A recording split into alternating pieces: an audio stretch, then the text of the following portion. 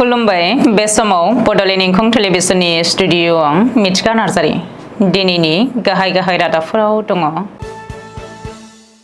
अरुणोदयखौ बिदाय होनानै कंग्रेसआ गोदान बिथांखि न' लक्ष्मी लाबोगोन।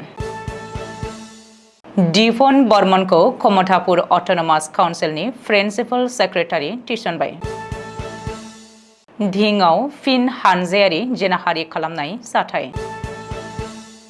गुवाहाटी नोगोरमायाव हाथियार दिन्थिनानै लुथिदों। जाखांफुनाय लाइमोन लिरगिरि बिरखां दैमारिनो आंगुबै हरेश्वरी हाज'वारि लाइमोन थुनलाइयारि बान्था। सालबारियाव अरुणोदय 3.0 हाबाफारिखौ बेखेवबाय एमपि रोनगोरा नार्जारिया। गसाइगावआव अरुणोदय 3.0 बेखेवनाय हाबाफारि। 4 कौटि रांनि हेर'इन जब्द खालामनायजों लोगोसेनो सानै सुबुंखौ ग्रेप्तार खालामदों। इटानि इन्जुरा बायनानै होसिनजानानै सासे 7 बोसोरनि गथ'साया जिउ गोमादों। मोनसे नकल एनजिअ हानजानि सासे सुबुंखौ ग्रेप्तार। मणिपुराव 28.5 किल'ग्राम आईईडी बोखांनो मोननाय जादों। क'क्राझार बिगियान फरायसालिमायाव गोदान बर' फरायसा बरायनाय हाबाफारि खुंफुंनाय जायो। दानिया फैदोनि आबुं रादाबाव।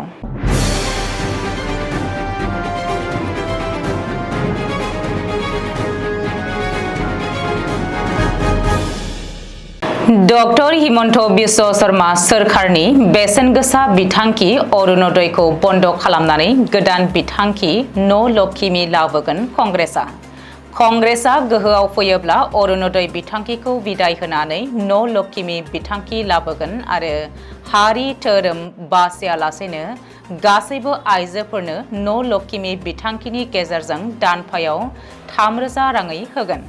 मुलाम्फागिरिफ्रा बे रांखौ दानफ्रोमबो 9 अक्ट'खालि मोनगोन। बे बाथ्राखौ फोसावदों आसाम प्रदेश कंग्रेस कमिटिनि आफादगिरि भुपेन बराया।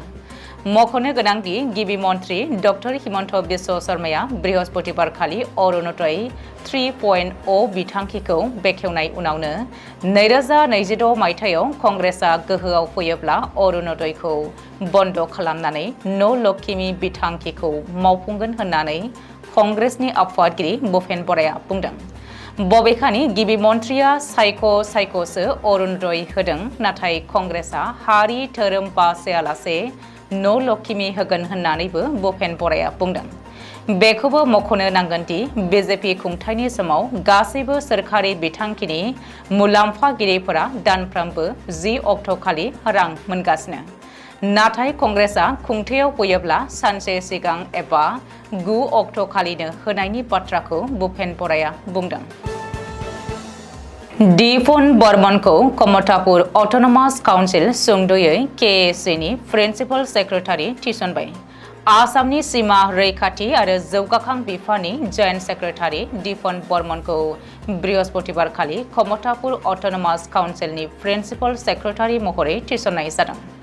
बृहस्पतिबारखालि आसाम सरकारनि पार्सनेल डिपार्टमेन्टनि सेक्रेटारिया ECF नम्बर 491570/44A नम्बरनि गांसे नटिफिकेसन जारि खालामनानै दिफन बर्मनखौ बङाइगाव जिल्लानि एडिशनेल डिस्ट्रिक्ट कमिशनार महरै ट्रेन्सफार खालामो। बेजों लोगोसे कमतापुर अट'नमास काउन्सिलनि प्रिन्सिपाल सेक्रेटारि महरै सरजाबफानाय बिबान होनाय जायो। मख'नो गोनांदि कमतापुर अट'नमास काउन्सिलनि प्रिन्सिपाल सेक्रेटारि मासिया गोलाव समनिफ्रायनो लांदां जानानै दङमोन आरो आसाम सरकारनि कर्मश्री बान्था मोननो हानाय दिफन बर्मनखौ कमतापुर अट'नमास काउन्सिलनि प्रिन्सिपाल सेक्रेटारि थिसननायाव काउन्सिलाव जौगाखांनाय फैगोन होननानै गोबाङानो फोथायनाय लादों। रिपर्ट बायदिब्ला दिफन बर्मनआ बेनि सिगां क'क्राझार आरो बङाइगाव जिल्लानि सार्कल अफिसार बिश्वनाथ गहपुर आरो रङियानि महकुमा बेंगिरि महरै सिबिथाय होबोदोंमोन। रायजोनाङै सोमावग्लुंनाय धिंनि हानजायारि जिनाहारि खालामनाय जाथाया दासिमबो सुस्रांजायाखै आरो सुग्लायाखै। धिंनि हानजायारि जिनाहारि खालामनाय जाथाया दाननै जास्लाबियावनो धिंआव गुबुन मोनसे हानजायारि जिनाहारि खालामनाय जाथाया सोराङाव फैदों। रिपर्ट बायदिब्ला सासे उन्दै हिनजावसाया गावनि फंबायखौ लोगोआव लानानै बिबैखौ दैमानि गाथोन बारहोनानै न' फारसे फैफिनबाय थानाय समावनो फैजाल आहमेद आरो इस्राफिल हुसेन मुंनि सानै लांसुनियाया फैनानै हिनजावसाखौ बाइकआव दैखांनानै लाङो आरो हानजायारि जिनाहारि खालामहैयो। बेनि बागै हिनजावसानि फंबाया खारलांनानै जाथायनि बागै फोरमायहैनायाव जायगानि सुबुंफ्रा थांनानै हिनजावसाखौ बोखांहैयो आरो लोगो लोगो हिनजावसाखौ नगाव देहा फाहामसालियाव एडमिट खालामनानै फाहामथाय होगासिनो होननानै सुलुङाव फोरमायदों। नाथाय सानै लांसुनियाफोरा जाथायसालिनिफ्राय खारलाङो। बबेखानि बे जाथायनि हेंथायै हिनजावसानि नखरा धिं पुलिस थानायाव एजाहार खालामदों आरो बे एजाहारखौ बिथा खालामनानै पुलिसआ बै सानै लांसुनियाखौ नागिरगासिनो दङ। नाथाय सानै लांसुनिया फैजाल आहमेद आरो इस्राफिल हुसेना बे समाव खारखोमानानै दङ। गुवाहाटी नोगोरमायाव सानथिं बाथिं गुलि गावनाय जाथाय। सानै डाकाइटा सानथिं बाथिं गुलि गावनानै लुथिनानै लांदों। गुवाहाटी नोगोरमानि फान बाजाराव जादों बे जाथाया। मिथिनो हानाय बायदिब्ला फान बाजाराव दिनै सानै डाकाइटा सासे इ-रिक्सा ड्राइभारखौ हाथियार दिन्थिनानै लुथिदों। इ-रिक्सा ड्राइभारनिफ्राय नोगोद रां आरो मबाइल फनखौ सिख'नानै लांदों। बबेखानि बे जाथायनि उनाव जायगानि सुबुंफोरा थुबुर जानायाव दुथांफोरा लाथिख'आव गुलि गावनानै जाथायसालिनिफ्राय खारखोमालाङो होननानै सुलुङाव फोरमायदों। दैखं खोलानि गवालपारा जिल्ला आमजङा ओनसोलनि जाखांफुनाय लाइमोन लिरगिरि बिरखां दैमारिनो गाव सुजुनाय खन्थाइ बिजाब जोंखौ जिनाहारि दाखालामसैनि सायाव आंगुबै हरेश्वरी हाज'वारि लाइमोन थुनलाइयारि बान्था फोसावदों गवालपारा जिल्ला आइजो लिरगिरि गौतुमा। गौतुमनि आफादगिरि उज्जला भाटगिरि आरो गाहाय नेहाथारि मामुनि खाख्लारिमोना गांसे फोसावलायनि गेजेरजों बे बाथ्राखौ मिथिहोदों। मख'नो गोनांदि गवालपारा जिल्ला आमजङा मनुपारानि थागिबि लाइमोन लिरगिरि बिरखां दैमारिया जाखांफुनाय सासे राफोद लाइमोन लिरगिरि। गोबां लाइसि वाट्सएप ग्रुप आरो सानसेयारि खौरांलाइफोराव बिरखां दैमारिनि गाव सुजुनाय खन्थाइफोरखौ फरायनो मोनबाय थायो। बेनि अनगायैबो 2021 मायथाइयाव दिहुनजानाय बिरखां दैमारिनि फानजारिनि दाउ खन्थाइ बिजाबा गिबिसिन दिहुनजानाय खन्थाइ बिजाब। राफोद लिरगिरि आरो खन्थाइगिरि बिरखां दैमारिनि सोरजिनायफोरा आथिखालाव बाख्नायजाथाव आरो आथिखालनि थासारिफोरजों गोरोबफ्लेनाय। बेनिखायनो गवालपारा जिल्ला आइजो लिरगिरि गौतुमा बिरखां दैमारिनो आंगुबै समेश्वरी हाज'वारि लाइमोन थुनलाइयारि बान्थाखौ होनो होननानै सायख'दों। गिबि मन्थ्रि डक्टर हिमन्त बिश्व शर्मानि दैदेननाय आसाम सरकारा गिदिर बिबानजों सुबुंफोरखौ हेफाजाब होदों।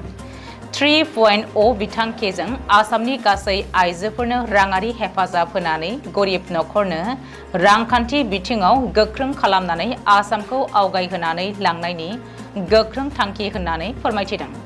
आथिखालाव रायजोखौ थि रोखोमै सालायदों गिबि मन्थ्रि डक्टर हिमन्त बिश्व शर्माया। बे बाथ्राखौ बुंदों एमपि हरोनगोरा नार्जारिया। बृहस्पतिबारखालि सालबारि फरायसालिमा गेलेग्रा फोथाराव मानास बिधान सभा समष्टिखौ बिथा खालामनानै खुंफुंनाय गिबि मन्थ्रिनि अरुणोदय 3.0 आरो आदार रैखाथि आयेननि सिङाव गोदान मुलाम्फा मोनग्रा थिसननाय हाबाफारिखौ नेमखान्थि बायदियै बेखेवनाय हाबाफारि थांखि खुंफुंनाय सुबुं मेलाव गाहाय आलासि महरै बाहागो लानानै गावनि बिबुंथियाव बे बाथ्राखौ बुंदोंमोन। आसाम सरकारजों जागायजानाय अरुणोदय बिथांखिनि थामथि बिसान जायखौ आसाम सरकारा सरासनस्रा मुलाम्फा मोनग्राफोरनि थाखाय आरो आदार रैखाथि आयेननि गेजेरजों 20 लाख गोदान मुलाम्फा मोनग्राफोरनो रेशन कार्डनि राहा होनो अरुणोदय 3.0 खौ गसाइगावआव बृहस्पतिबारखालि बेखेवदों।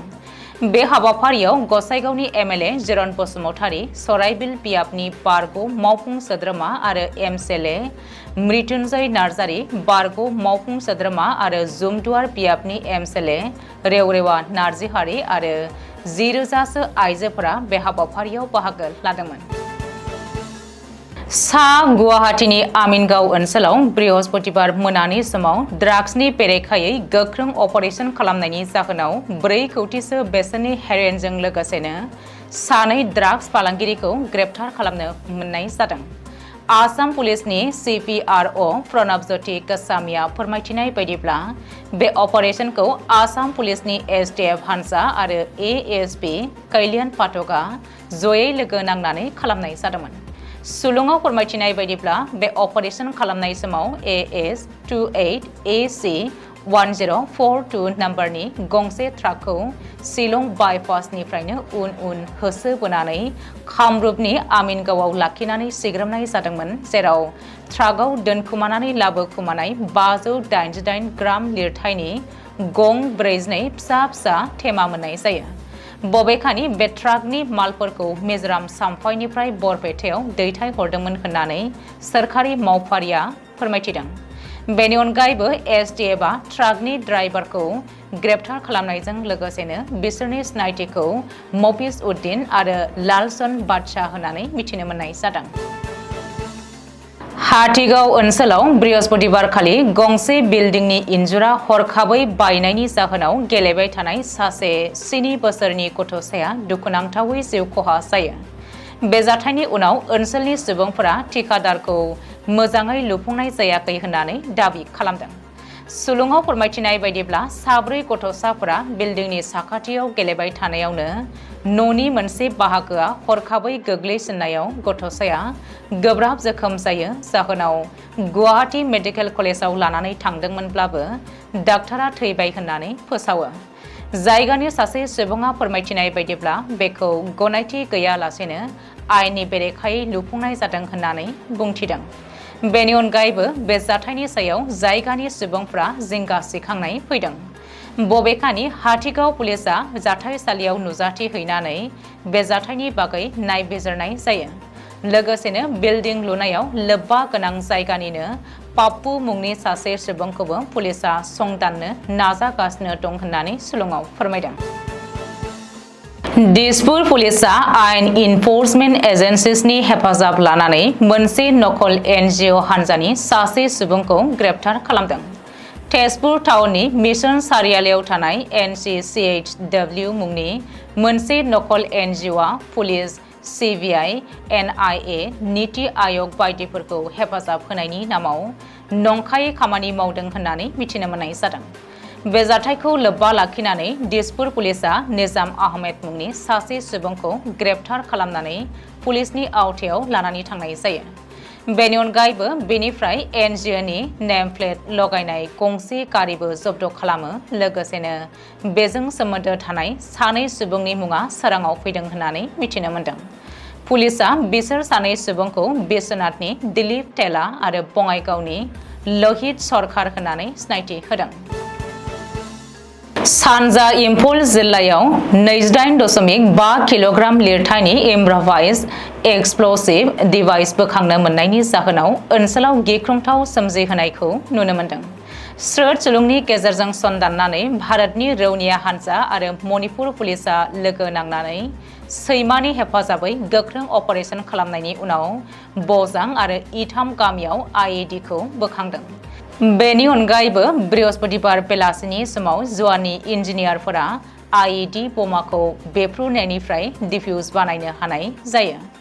बे बाथ्राखौ फोरमायनानै होदों दि रैखाथि हानजाया थांनाय 3 दाननि गेजेराव नैथि खेबनि थाखाय बे IEDखौ बोखांनो मोननाय जादों। क'क्राझार बिगियान फरायसालिमा दालाइसा दुलाराय बर' फरायसा आफादनि बानजायनायाव क'क्राझार बिगियान फरायसालिमा नीलकमल ब्रह्म नब्लाङाव नैथि गोदान बर' फरायसा बरायनाय हाबाफारि खुंफुंनाय जायो। बे हाबाफारिखौ बिबुंथिनि गेजेरजों बेखेवनानै होयो क'क्राझार जिल्ला एबसुनि गाहाय नेहाथारि खाम्फा बसुमतारिया। बे हाबाफारियावनो गाहाय बुंथिगिरि महरै बाहागो लायो मिरु एबसुनि लोगो गाहाय नेहाथारि दिनेश ब्रह्मआ। बे हाबाफारियावनो थांखिजानाय आलासि महरै बाहागो लाबावो क'क्राझार बिगियान फरायसालिमानि गोरायुं डक्टर रामानन्द सिन्हा, क'क्राझार सोरखारि फरायसालिमानि गोरायुं डक्टर दैमासा दैब्रां मुसाहारि आरो मिरु एबसुनि हारिमु नेहाथारि सुसिल इस्लारि आरो फरायसालिमानि बारग' दैदेनगिरिफोरजों लोगोसेनो गुबुन गुबुन फरायसालिमानि फरायसा फरायसुलिफोराबो मैखोमै बाहागो लादोंमोन। दिनैनि रादाबा एसेनोसै, गोजोन्थों।